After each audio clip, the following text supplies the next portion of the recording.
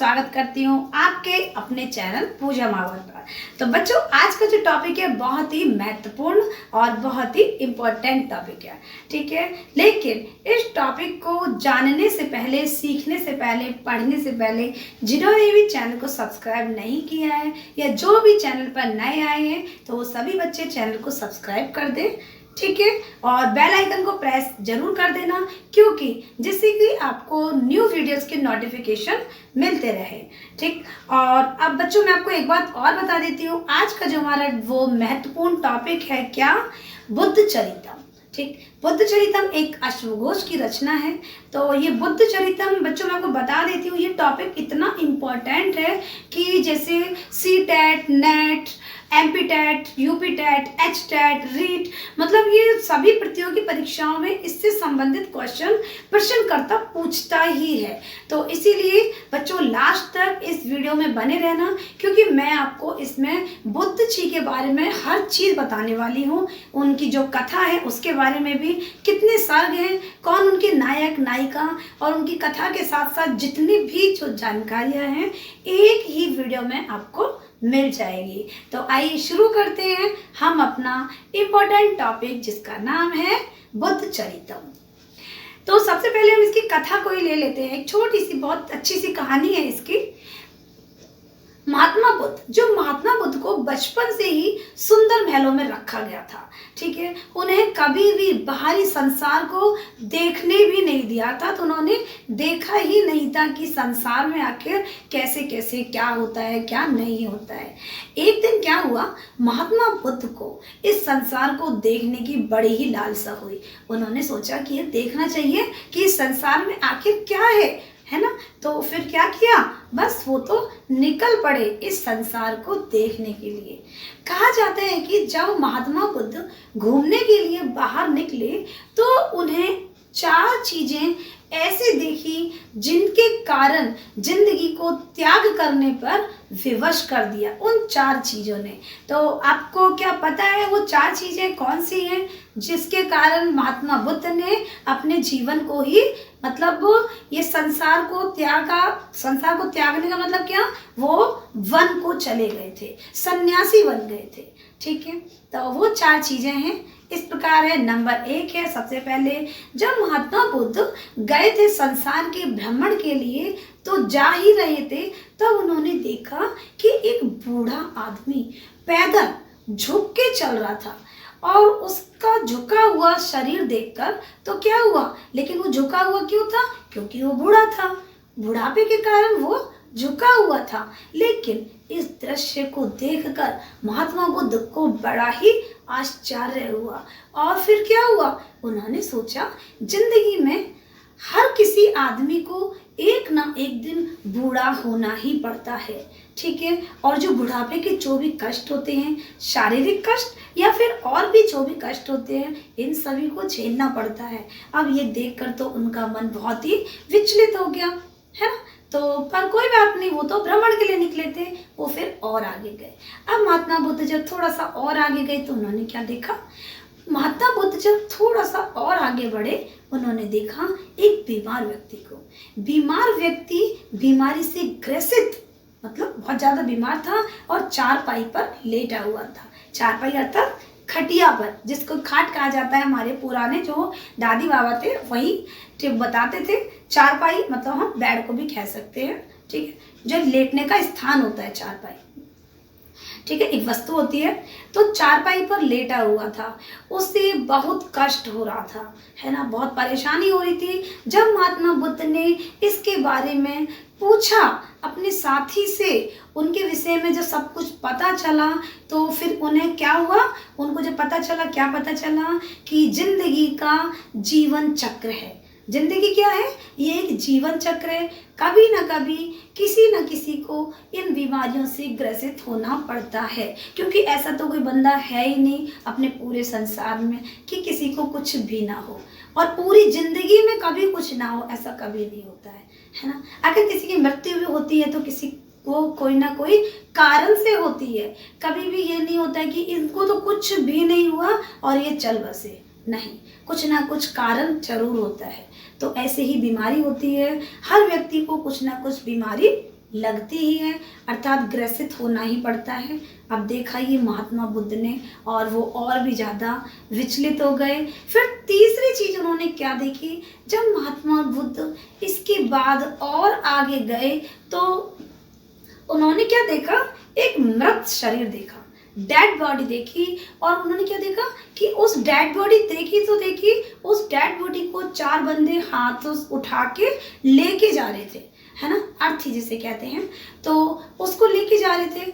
अब जब महात्मा बुद्ध ने इसके बारे में अपना जो उसका सारथी था उससे पूछा कि सारथी ये क्या है, ये कौन है, फिर उसने बताया ये एक व्यक्ति है, मनुष्य है, ये मर गया है। तो बोले मर गया, कहाँ गया, तो बोले नहीं, ये तब उन्होंने बताया महाराज यह जिंदगी का सत्य है, जो मनुष्य इस जिंदगी में आता है या जिसने भी इस जिंदगी में इस संसार में जन्म लिया है तो एक ना एक दिन उसे मरना ही पड़ता है। तो उसको ये बात सुनकर बहुत ही ज़्यादा अचरज हुआ, आश्चर्य हुआ, और विचलित तो वो और भी ज़्यादा हो गए। अरे ये संसार देखने में तो बड़ा खूबसूरत है, लेकिन कुछ दृश्य देखकर, है ना, तो संसार तो ऐसा ही है, कहीं दुख कहीं सुख, ठीक है, तो सभी तरह की चीज़ें अपने संसार में। तो अब चौथी एक चीज़ उन्होंने क्या देखी, तो फिर बाद में उन्होंने ये भी बोला था कि तो उन्होंने पूछा कि मतलब सभी को मरना पड़ेगा, तो सारथी ने बोला जी महाराज, चाहे वो रंग हो, चाहे वो राजा हो, चाहे वो अमीर हो, चाहे वो गरीब हो, सबको, जिसने भी संसार में जन्म लिया है उसको मरना ही पड़ेगा, ठीक है। तो चौथी जो बात थी, महात्मा बुद्ध जो थे, इसके बाद थोड़ा सा और आगे बढ़े तो उन्होंने क्या देखा, एक साधु था, वो जंगल में बड़े आराम से ध्यान मग्न होकर क्या कर रहा था, तपस्या कर रहा था। और उस साधु को देखकर महात्मा बुद्ध बहुत ही आश्चर्यचकित रह गए, क्योंकि वो जो साधु था ना वो बहुत खुश नजर आ रहा था। साधु के चेहरे पर किसी भी तरह की कोई भी चिंता की लकीरें नहीं थी, है ना, कोई चिंता नहीं थी। ऐसा लग रहा था कि यही इस संसार में सुखी व्यक्ति है, जिसको बिल्कुल भी चिंता नहीं है। उसके चेहरे से ये जान पड़ रहा था कि साधु अपनी जिंदगी से बहुत ही खुश है। हाँ, तो बच्चों, बुद्ध चरितम जो अश्वघोष का जो मैं आपको पढ़ा रही हूँ, तो इसके जब लास्ट में मैं आपसे प्रश्न उत्तर भी करेंगे, ठीक है। मैं आपसे प्रश्न पूछूंगी जो कि प्रतियोगी परीक्षा के लिए बहुत ही महत्वपूर्ण प्रश्न रहेंगे। तो इस प्रकार ये 4 पॉइंट थे हमारे। तो महात्मा बुद्ध ने जब मानव जीवन के इन विभिन्न रूपों को देखा, ठीक है, संसार में मानव जीवन के ये 4 रूप जो मैंने आपको बताए थे, इन चारों रूपों को देखा तो उनका मन बहुत ही विचलित हो गया, ठीक है। उन्होंने ये जान लिया कि यह संसार केवल दुखों का घर है, अर्थात इन संसार में दुख ही दुख है, कहीं भी सुख नजर नहीं आया था। किसको, हमारे बुद्ध जी को, ठीक। तो फिर क्या हुआ, ये संसार दुखों का घर है, यहीं से महात्मा बुद्ध ने अपना घर त्यागने का विचार कर लिया। आपको पता ही होगा उनकी एक कपिल वस्तु नामक एक नगर था, जिसके राजा थे शुद्धोधन, वो उनके पिता थे, और उनकी पत्नी का नाम था यशोधरा, और उनका सुंदर सा प्यारा सा एक पुत्र था जिसका नाम था राहुल, ठीक है। और इन सब चीज़ों को देखकर उनको किसी से भी सबसे मोह ममता छूट गई, ठीक है। संसार के प्रति एक विरक्त भाव उनके मन में आ गया था, और यहीं से महात्मा बुद्ध ने अपना घर त्यागने का विचार कर लिया।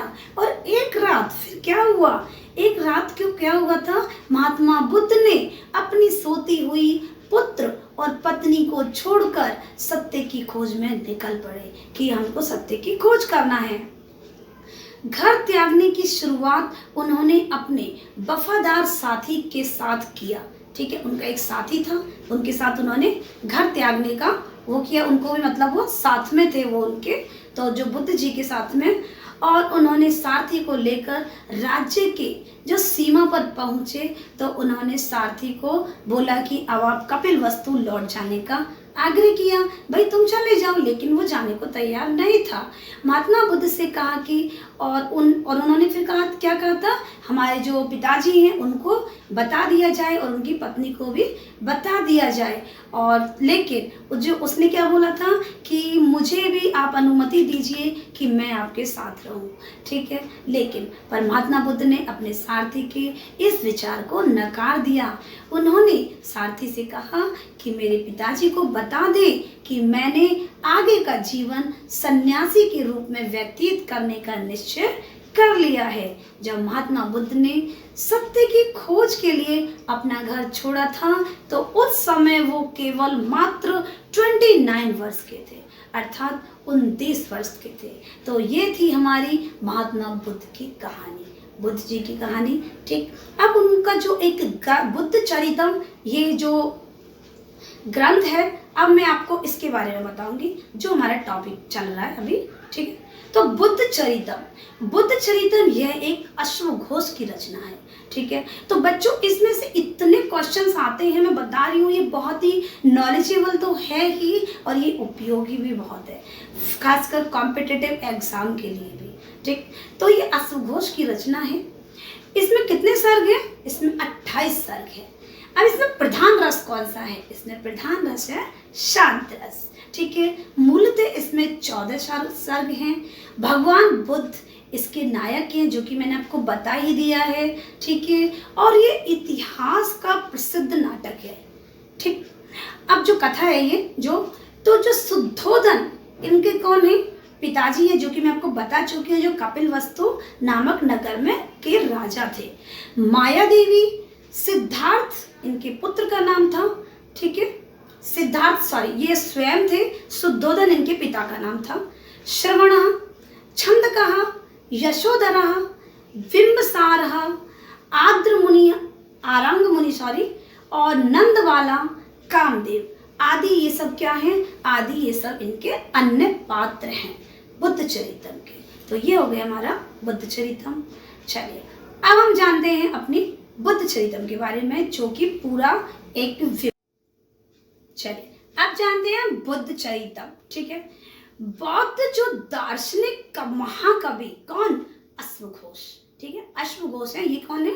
दार्शनिक महाकवि हैं। प्रथम शताब्दी लगभग रचित जो बुद्ध चरितम है, भगवान बुद्ध के जो जीवन के महत्तर विषय पर संबद्ध 28 सर्ग का एक महाकाव्य ग्रंथ है, ठीक है। वास्तव में महाकवि अश्वघोष रचित मात्र 13 सर्ग ही उपलब्ध होते हैं। 19वीं शताब्दी के मृतांत ने इसमें 4 सर्ग जोड़ दिए हैं, ठीक है। इस प्रकार कुल 17 सर्ग उपलब्ध हैं, ठीक है। यद्यपि जो बुद्ध चरित के चीनी व तिब्बती में कितने हैं? वो 28 सर्ग उपलब्ध हैं। श्री रामचंद्र दास शास्त्री ने 15 से 28वें सर्ग तक इसका छंदोबद्ध अनुवाद किया है, जो 1988 में चौखंबा विद्या भवन वाराणसी से प्रकाशित है, ठीक है। तो अब मैं आपको ये भी बताऊंगी कि जो बुद्ध चरितम का जो ये ग्रंथ है, इसमें कौन से सर्ग में क्या है, ठीक है। तो बुद्ध चरितम का जो प्रथम सर्ग है, प्रथम सर्ग में भगवान बुद्ध का जन्म के बारे में दिखाया गया है। अब जो बुद्ध चरितम का जो द्वितीय सर्ग है, द्वितीय सर्ग में अंतःपुर विहार, ठीक है। और तृतीय में क्या है? तृतीय में है हमारा संवेगो उत्पत्ति। और चतुर्थ सर्ग में है स्त्री निवारण। अब पंचम में है अभिनिष्क्रमण। षष्ठम सर्ग में आता है छंदक विसर्जन। और फिर आता है सप्तम में आता है पौवन प्रवेश। अष्टम में आता है अंतःपुर विलाप। नवम में आता है कुमार अन्वेषण। और दसम में आता है बिंबसार गमन। और एकादश में आता है काम निंदा। द्वादश में आता है अरांग दर्शन। और त्रयोदश में आता है काम विजय। तथा चतुर्दश 14वें सर्ग में आता है बुद्धत्व प्राप्ति का निरूपण। बच्चों जो शेष जो 15 से 28वें सर्ग तक क्रमशः बुद्ध का काशी गमन, शिष्यों को दीक्षा दान और शिष्यों का संन्यास लेकर जाना, अनाथ पिंडत की दीक्षा, पिता पुत्र का समागम, जैतवन की स्वीकृति, संन्यास का झरना, आम्रपाली के उपवन में और आयु का निर्णय, लिच्छवियों पर अनुकंपा और फिर है निवारण मार्ग में, महानिवारण जो है, महापरिनिवारण जो है, निवारण की प्रशंसा और धातु विभाजन निरूपित किया गया है। भगवान बुद्ध का जो संबंध जो उपयुक्त विषयों के अतिरिक्त महाकवि अश्वघोष ने वैदिक वाङ्मय और जो पुराण है तथा शास्त्रों का भी समुचित उपयोग किया है। प्रस्तुत ग्रंथ में भृगु, अंगिरा, शुक्र, बृहस्पति, वाल्मीकि, चवन, अत्रि, आत्रेय और उतथ्य, ममता, भारद्वाज और जुहति, बुद्ध, चंद्रमा, काली, पराशर और कपि, चल्लाद, वशिष्ठ और इत्यादि का भी उल्लेख किया है। तो बच्चों ये हो गया हमारा बुद्ध चरितम। हाँ तो बच्चों अब हम करेंगे परीक्षा के लिए बहुत ही सहायक सिद्ध होंगे। ठीक है, तो आइए प्रश्न नंबर 1 और आप भी थोड़ा सा ध्यान से सुनेंगे और देखेंगे। पहला प्रश्न है, बुद्ध चरितस्य कस्मिन् सर्गे अस्ति अंतः पुरविलापः। ठीक, जो बुद्ध चरित का कौन से सर्ग है, मतलब क्या अंत है पुरविलापः? द्वितीय सर्ग, बी सप्तमे सर्ग, सी अष्टमे सर्ग और डी है एकादशी सर्ग। ठीक है, तो टाइम तो मैं आपको नहीं दे रही हूँ क्योंकि उत्तर आपके सामने ही है। ठीक, तो बस आप वीडियो को पूरा अच्छे से समझना इसीलिए ज़रूरी होता है कि अगर जैसे 5 क्वेश्चन में और भी जो क्वेश्चन बनते हैं नहीं बनाए तो हमको वो भी आ जाए। ठीक है, तो इसका सही आंसर क्या है? जी हाँ, इसका सही आंसर है अष्टमे सर्ग में। ठीक है, तो अब है हमारा दूसरा, बुद्ध चरिते कुमार अन्वेषणम कस्मिन् सर्गे उपलभ्यते।